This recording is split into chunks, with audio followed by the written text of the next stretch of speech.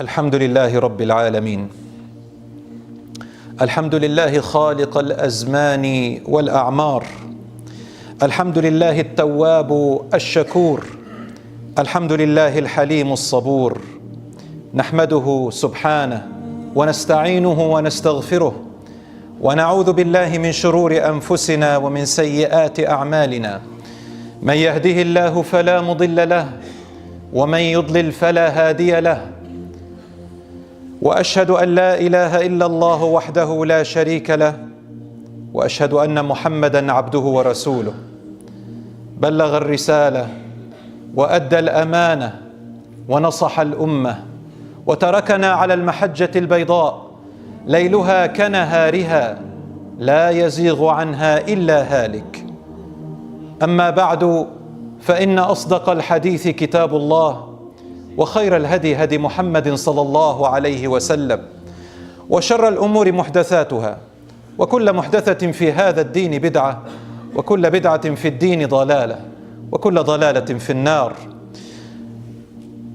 عباد الله، اتقوا الله حق تقاته ولا تموتن إلا وأنتم مسلمون. يا أيها الذين آمنوا اتقوا الله ولتنظر نفس ما قدمت لغد واتقوا الله إن الله خبير بما تعملون. أما بعد, my brothers and sisters, fear Allah subhanahu wa ta'ala in the true form that He must be feared, and do not allow yourselves to die except as true believers and Muslims. The best of all speech is the speech of Allah, the Quran, and the best of all guidance is the guidance of His Messenger Muhammad sallallahu alayhi wa sallam, who left us on a clear white page. Its night is as clear as its day, and nobody can be led astray except he or she who is soon to destruction and neglectful. My brothers and sisters, Allah subhanahu wa ta'ala, He has created the night and the day. He is the one who created our lives and the time which each one of us is going to live. From the moment our mothers conceive us, our time life is written for us. How long are we going to live? How much time do we have? How long is our youth going to be? And who of us will reach old age and who of us won't? My brothers and sisters, Allah subhanahu wa ta'ala reminds us in the Quran in Surah Al-Hashr. He says to us, fear Allah. Fear Allah and look at what each person has put forth for tomorrow. What is tomorrow? Tomorrow is the hereafter. Tomorrow, which Allah subhanahu wa ta'ala talks about, is the time of our death. What have you and I prepared for the time after our death? My brothers and sisters, time is very short. Time is limited. In fact, the Prophet Muhammad sallallahu alayhi wa sallam reminds us of a crucial reminder. He said, on the Day of Judgment, لا تزول قدم عبد حتى يسأل عن عمره فيما أفناه وعن شبابه فيما أبلاه وعن ماله من أين اكتسبه وفيما أنفقه وعن علمه فيما أنفقه أو كيف عمل به. The Prophet ﷺ told us, on the Day of Judgment, nobody will be permitted to take a next step, not even one step, until he or she is asked about 5 things. About their life and how they spent their life. About their youth. In fact, the hadith says about the youth first and foremost. And how did you use your youth? And about your wealth. Where did you get it from? And how did you spend it? And about your knowledge and how you used it. In fact, the Prophet, peace be upon him, reminds us that 3 people on the Day of Judgment will be questioned and with which hellfire will be ignited. He said, a scholar, a donator of wealth, and a person who fought in the path of Allah. The scholar will be asked, for what? How did you use your knowledge? And the scholar will say, Ya Rabb, I used it for your sake, and I taught it for your sake. And Allah will say, you are lying. And the angels will repeat, you are lying. You only taught it so that people can call you a knowledgeable man or a knowledgeable woman. Then the one who donated will be asked the same thing. Allah will say, I gave you wealth. What did you use it for? And he or she will say, I used it for your sake, my Lord. I donated for your sake. I used it in your path. And he will say, you are lying. And the angels will repeat, you are lying. You only donated and used your wealth so that people can praise you. What a generous man he is. What a generous woman she is. And the third person who fought in the cause of Allah, what did you use your health and your body for? And he will say, Ya Rabb, I donated it and I sacrificed it for your path. And Allah will say, you are lying. And the angels will say, you are lying. You only did so that you can be called a brave hero and monuments to be built out of you. And so Allah will say, for each one of these three, you have received what you worked for. You received the reward that you did it for. Today you have nothing. And that is where Allah subhanahu wa ta'ala says in the Quran, وَأَن لَيْسَ لِلْإِنسَانِ إِلَّا مَا سَعَى وَأَنَّ سَعْيَهُ سَوْفَ يُرَى ثُمَّ يُجْزَاهُ الْجَزَاءَ الْأَوْفَى. Man will not receive except that which they worked for. Your intention, your goal, your purpose of why you did what you did. And then Allah says, and their work is looked at in particular. Allah says, I'm looking at everything. And then they will receive exactly as they worked for. My brothers and sisters, our time is precious and it is running out. And on the day of judgment, one of the biggest regrets that a person will have is the time that they wasted. I know a lot of young people are here with us today, and it makes me so proud to see them. Because back in my days when I was a child, you wouldn't see people in the masjid more than or less than 30 years old at least. And most of them were from overseas. But now we see young people who are raised in this country, and they're coming to the masjid and they're looking up to people who remind them of Allah. I have great hope and great pride, wallahi, to see young people who are moving and going along the way for this new generation, insha'Allah ta'ala. They have knowledge, they have the language that is needed, and from a young age, mashallah, they're looking up to role models, people who remind them of Allah. Wallahi, I see the future bright, insha'Allah ta'ala.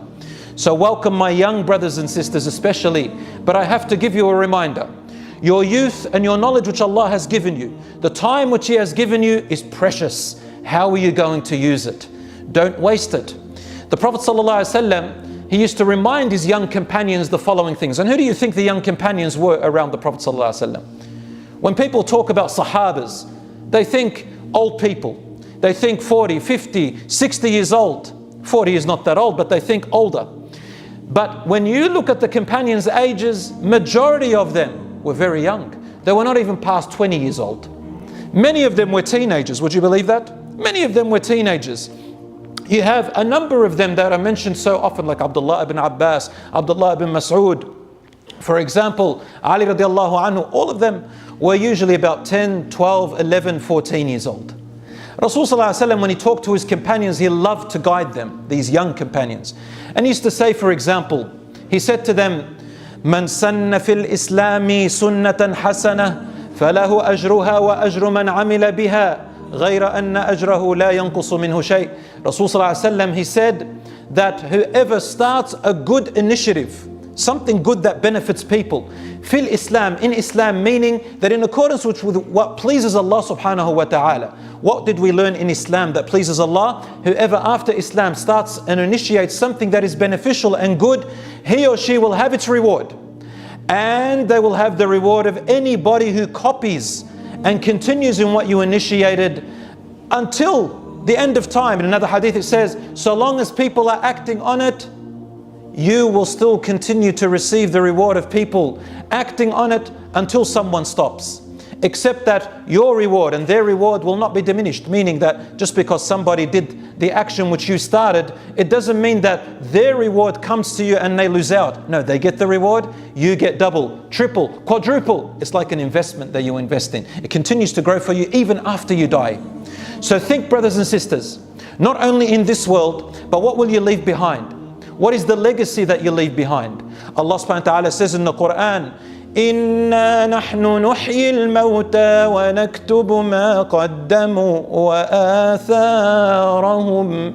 وآثارهم وكل شيء أحصيناه في إمام مبين.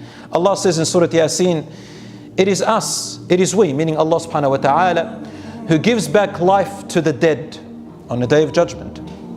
And we write and record everything that a person does in their lifetime and whatever they left behind. And whatever they left behind, your legacy. You'll be dead in your grave and you've left something amazing behind, good or something wal'iyadu billah bad. It continues for you even after you have died. So what kind of legacy do you want to leave? Even something very small, as simple as teaching your little brother or sister to say Bismillah before they eat. A little dhikr dua before they go to sleep. You taught them some good manners. You taught them how to treat their neighbors, for example. You taught them that just merely moving an object off the street which will harm other people, you get rewarded for it. You taught them that merely looking after an animal, giving a little water for a cat, for example, or moving away from an ant's house for the sake of Allah gives them rewards. These little things that you teach someone else and they continue to act upon them, to you they might seem a little bit, but to Allah they are huge. They'll continue for you so long as they learn it and teach others. A little sadaqah, a little charity that you gave. Maybe it's 10 pounds or it's 1 pound or whatever it is. Anything that you left behind for the sake of Allah, then it is for you. And Allah subhanahu wa ta'ala will multiply it for you on the day of judgment. Every single one of you who is sitting here, you don't have to be up here giving the khutbah. You don't have to be up giving on stage long talks and amazing motivational speeches. Each and every one of you can do something. What are the skills which Allah gave you? Think about it. What are the skills that Allah gives you? Even in martial arts, you're good at fighting, and you teach Muslims, you teach someone how to fight, and you teach them the etiquettes of fighting, and you teach them manners of that, and you teach them about how to discipline their ego and how to discipline their anger, yet learning self-defense. Do it for the sake of Allah, and that will be a legacy for you. Anything that you do, brothers and sisters, there is a legacy for you, insha'Allah ta'ala. Whether you're a mother, whether you are a father, subhanallah, leaving a righteous child behind that makes dua for you. What an amazing treasure. And my brothers and sisters, remember that Allah subhanahu wa ta'ala looks at the small deed as big, depending on one thing, what your intention was. So your intention could be bad while you're doing something amazingly good, but only to impress the people. And that action on the day of judgment becomes haba'an manthura. It becomes like the dust in the wind. So everything is based on the intention. إِنَّمَا الْأَعْمَالُ بِالنِّيَّاتِ. Actions are by their intention. Remember, you could be praying with another person right in the front line. Your salat and their salat could be exactly the same on the outside, but one of them, their salat is being lifted to Allah. The other one's not even going beyond their heads. One was doing it out of showing off. One was doing it truly for the sake of Allah. One was doing it with wudu. The other one was neglecting their wudu, for example. Some people take it seriously, others they don't. And each person receives as they worked. My brothers and sisters, finally a little tiny story. There was a woman, nobody knows her real name at the time of the Prophet ﷺ. She was an Ethiopian woman, but nobody knew where she came from. All she was is a nice Muslim sister. Everybody knew she was their sister in Islam. And she couldn't do much. The only thing she could do was clean the masjid. So she used to clean the masjid and pick up a bit of rubbish and whatever there was, making it nice for people to pray there. Rasul sallallahu alaihi wasallam noticed her. And then one morning, he noticed that she hadn't arrived. So he asked about her. They said, Wallahi ya Rasulullah, she passed away last night. He said, why didn't you call me? I've told you that whoever passes away, let me know. They said, Ya Rasulullah, you were asleep. The weather was hot. We didn't want to wake you up. He said, go and show me where her grave is. They took him to her grave and he prayed Salat al-Janazah for her. He said, the graves are full of darknesses and misery, and my prayer and my salat for them opens it wide and fills it with blessings and nur. And also our prayers for our brothers and sisters does that too. Something so small as picking up something in the masjid gave this woman such an importance to Rasulullah sallallahu alayhi wa sallam. So brothers and sisters, as Rasulullah sallallahu alayhi wa sallam said, لا تحقرن من المعروف شيء. Do not take for granted the smallest of good deeds. وَلَوْ أَن تَلْقَى أَخَاكَ بِوَجْهٍ طَلِقٍ. Even to meet your brother with a cheerful or delightful face. All of this insha'Allah ta'ala, أو بكلمة طيبة, or with a nice word. all of this counts in your good deeds and inshallah as a legacy. So look after your time, brothers and sisters, and it is precious. Ask Allah subhanahu wa ta'ala to fill it with blessings and to give you the energy and the remembrance to do so. أقول قولي هذا وأستغفر الله لي ولكم فاستغفروه يا فوز المستغفرين.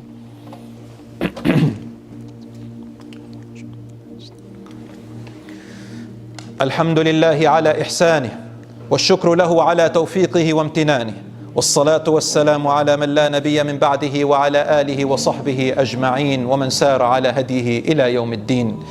My dear brothers and sisters, as we are talking today and as we live our lives, Rasul sallallahu alayhi wasallam taught us that the believers are like one body.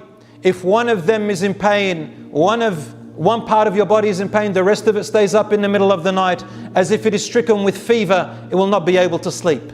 This is how we are as brothers and sisters, with our compassion and our mercy, no matter who we are around the world, what ethnicity, what color, what gender we are, male or female, we remember each other. And right now, we all know that our brothers and sisters are suffering in Palestine. Our brothers and sisters are they are not complaining. Our brothers and sisters are calling out to Allah subhanahu wa ta'ala. And we see their atrocities happening. Wallahi, anyone who sees it, only a person with a hard heart will not be moved at all. Subhanallah, Muslims and non-Muslims are moved for them. They are all calling out to save them and help them. And we as believers should be at the forefront, bi'idnihi ta'ala. Although we are restricted with what we can do, the least we can do is make dua for our brothers and sisters there and around the world. So let us inshallah make dua for them as they are going through their turmoil right now. Although Allah subhanahu wa ta'ala is taking their souls and putting them in a beautiful place, we consider them martyrs bi'idnihi ta'ala, and their children as birds in paradise are waiting for them at the doors. So let us make dua for our brothers and sisters and for ourselves. Allahumma inna nas'aluka bi asma'ika al-husna wa sifatika al-ula. اللهم حرر فلسطين والمسجد الأقصى من كيد المعتدين وكن يا الله عونا لإخواننا في فلسطين اللهم انصرهم وارزقهم القوة والصبر واربط على قلوبهم وأنزل عليهم من رحماتك اللهم داوي جرحاهم واشف مرضاهم وتقبل موتاهم اللهم رد إليهم شبابهم الأسرى الله يا رب العالمين اللهم حرر المسجد الأقصى من دنس الصهاينة الغاصبين المعتدين اللهم احفظ أهل فلسطين والمسجد الأقصى من كيد الظالمين وأيدهم بنصرك وقوتك يا أكرم الأكرمين اللهم كن لهم عونا ونصيرا يا رب العالمين اللهم لا تخيب رجاءنا وأنت أرحم الراحمين نسألك لأهل فلسطين النصر على من عاداهم عاجلا غير آجلا يا رب العالمين اللهم إنا نسألك باسمك الأعظم أن تجعل المسجد الأقصى في حفاظتك فلا يدنسه غاصب ولا يعتدي حرمته ظالم يا جبار السماوات والأرض يا رب العالمين اللهم إنا نسألك باسمك القهار أن تقهر من قهر إخواننا في فلسطين ونسألك أن تنصرهم على القوم المجرمين اللهم اجعل نار أعدائهم عليهم بردا وسلاما يا أرحم الراحمين اللهم انصر المرابطين المستضعفين من أهل فلسطين اللهم اجعل للمرابطين النصرة والعزة والغلبة والقوة والهيبة في قلوب أعدائهم يا أكرم الأكرمين اللهم ارحم موتاهم وألحقهم بالشهداء واجعل أطفالهم فرطا وذخرا لهم اللهم رد المسلمين إلى دينك مردا جميلا آمين آمين يا رب العالمين عباد الله إن الله يأمر بالعدل وإيتاء ذي القربى وينهى عن الفحشاء والمنكر والبغي يعظكم لعلكم تذكرون فاذكروا الله يذكركم واشكروه على آلائه يزدكم ولذكر الله أكبر وصلى الله على نبينا محمد وعلى آله وصحبه أجمعين.